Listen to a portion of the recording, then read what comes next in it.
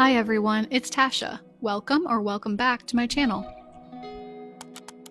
So diving right in, it's summertime, and let's talk about alfresco bar carts for a moment. I've been seeing some beautiful ones online for sale, and the problem with these is just that the retail cost for me is something that I never want to actually pull the trigger on and purchase. This one is beautiful from Perigold, but $1,800, or even this one from Walmart for a lot less at $500, still a lot more than I want to pay for something that seems to me to be kind of an extra accessory. But in Goodwill, I came across this one, which is a wrought iron vintage one, for just $24.99. It was very dirty, as you can see, but I knew that with another coat of spray paint to protect this, I could clean this up and it would be absolutely beautiful. So I think that this was a fantastic find for the price, and as you can see, I've got my work cut out for me with cleaning. I need to coat it with a new coat of paint, and also those back smaller sized wheels were very seized up, and so the first thing that I tried with those back wheels was just to loosen them up. I thought if I moved them back and forth a bit, sprayed some WD-40 inside of them, and just kept working with them, they would eventually loosen up. So I tried that out. Unfortunately, they just did not loosen up. I could not get them to budge. One of them I couldn't get to budge at all, and one I did, but it still didn't roll. So that's okay. I found a pack on Amazon of some more of that same style of wheel. It came in a pack of 5 actually, because I think it was technically for the bottom of an office chair, but that worked for my purposes. So in the meantime, while I'm waiting for those to come in, I just gave this a good clean, and I'm going in with some high performance enamel black spray paint. This should be a great option for this sitting outside. It's going to live on our patio. This is going to bring this back to life instantly, cover up the very few small rust spots that I saw, and just give it a whole new look. So as I said, I'm going to be using this on our back patio, and just to give you an example of how I might style it during the summer months when we have some guests over or are eating outside, I thought that it was really pretty to hang this nice little striped towel on the end. I love the look of the classic stripes paired with this vintage iron piece. And this set of dishes, you might remember me picking up at the thrift store last year. This was a beautiful melamine set that I got for a super affordable price. A pitcher that's also from the thrift store, some brand new linen napkins last year from Target, and some thrifted napkin rings.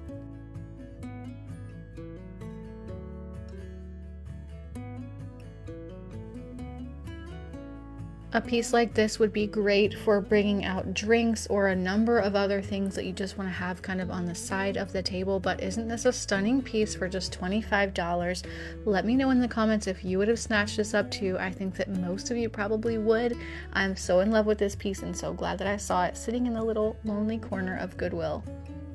I also happened to find this food cover, which was just $1, and this was a really pretty color. It's got kind of a speckled look up close. It was the perfect addition for our patio. Now heading back inside, another find from this week was this beautiful little taupe colored velvet pillow with this piped edging. I love that sort of edging, and I think that it just gives it a really nice touch over a plain edging. And I also like that this one is a smaller size, maybe a 16 by 16, that fits perfectly into an armchair without overwhelming the whole chair and taking up too much of the back of it. And I also spotted this beautiful pillow in the pillow bin at Goodwill. I was so excited to spy it sitting there. It looked just from a glance like it was definitely a more expensive pillow, and sure enough, when I felt it, I could tell that it was this nice wool blend. It had this beautiful fringe on one side and just felt really, really nice. I love that pattern, and sure enough, when I looked it up among other places, it's sold at Lulu in Georgia. Right now it's half off for $79, and it's waitlisted, so it's out of stock at the moment, but hopefully coming back, because this is such a stunning pillow. So I ended up getting this for just $1.99. I could not believe it. It has the prettiest browns and greens in it, and it goes perfectly in our front living area.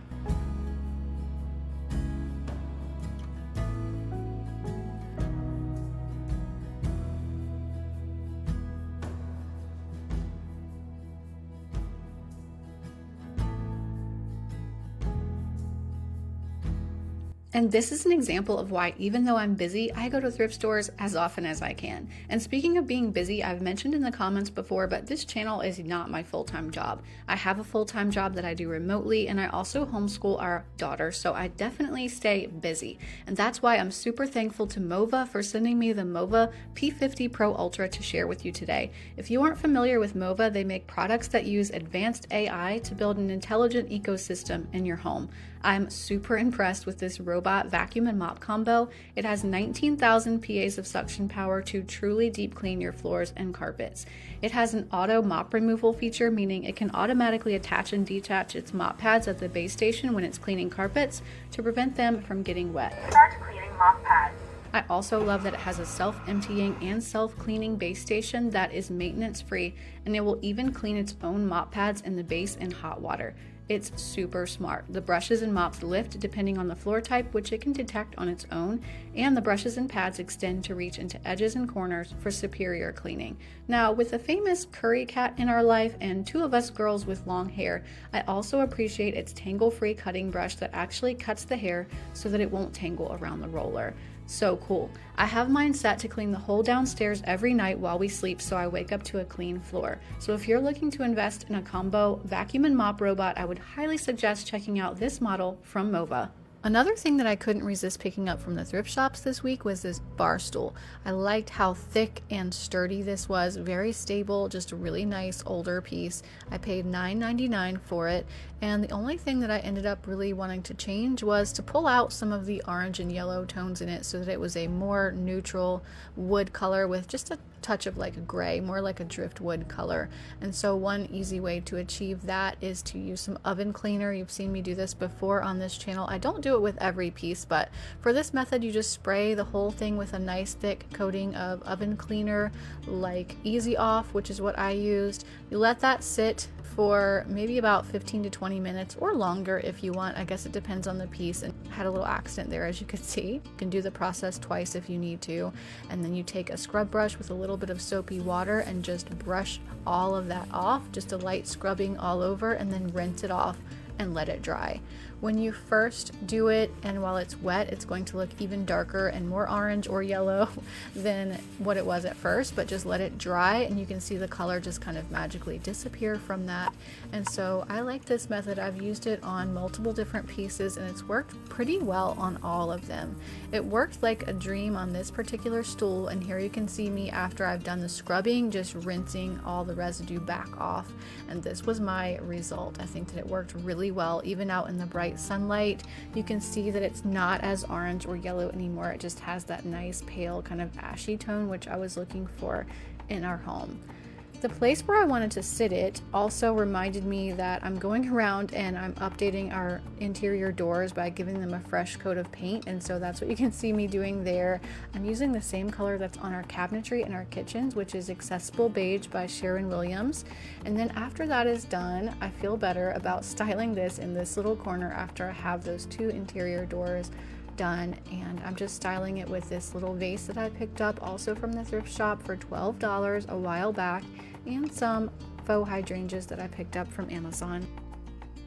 Another find from this week, which was a little out of my comfort zone but I couldn't resist, was this little column, and this is maybe a Greco-Roman style, I'm not sure exactly which, but I thought that it was really cool. I paid $15.99 for it, and I think what drew me in was that I'd never seen something like this in a thrift shop before, but I figured this might add a little bit of a character to a small space in particular, and I had in mind our downstairs bathroom, so I'm just gonna give it a try there. Kind of reminded me of these that I had seen from Ballard Designs website, which might be why it caught my eye in the thrift store also, but those can get pretty expensive. As you can see, I only paid $16 with this one just to give it a try. So this bathroom is going to get a little bit more updating a little bit later on with some wall treatments, but even without that, I think that this is a nice sweet piece just for this little corner. Adds some character, adds a little bit of charm, and definitely an unexpected touch. I had to turn my phone vertical to get more of a shot of the whole bathroom for you since it's an awkward angle, but I think it looks really sweet over in the corner with some dried florals. Another piece that caught my eye this week was this beautiful woven storage box. Now, I always take a second look at any sort of storage boxes like this when I see them, because I know that on retail store sites they can be a lot more than the thrift store prices. Here's just some examples from McGee & Co. They're all beautiful. I love them, but I want to pay a lot less than that. This particular one that I found, once I looked it up, I realized it was actually an American Girl doll basket at one point that came with some accessories in it, so that's kind of cool. I'm just going to be using it as a decorative storage box, though. It had this red ribbon kind of tied around the handle that was easy enough to remove, but I love those little straps that come down with the magnet clasps over the front, and you can see that the interior, once you open it up, it does look more like something that doll accessories would come in, but I think that that's part of the charm, and obviously just the outside of it is going to be shown for the most part in my home anyway, so I'm just going to leave all of that alone. Just had to cut off the red ribbon that someone had tied around it, and then it was pretty much ready to go. I could go back in and stain this one, so let me know if you think that I should turn this to a darker shade, but I know that that kind of soft buttery yellow color is very in right now, so I couldn't quite decide if I wanted to leave it as is or darken it up, so let me know what you think in the comments below. It's rough. If you enjoyed these thrift finds and DIYs, I'd appreciate you hitting the like button before you leave, and the subscribe button if you would like to see more of my videos in your feed. Thank you so much for watching. I hope everyone listening has a fantastic week, and I will see you at the next video. Wherever you're going, I'm going to. I'll follow you through the black and the blue. Whatever the mountain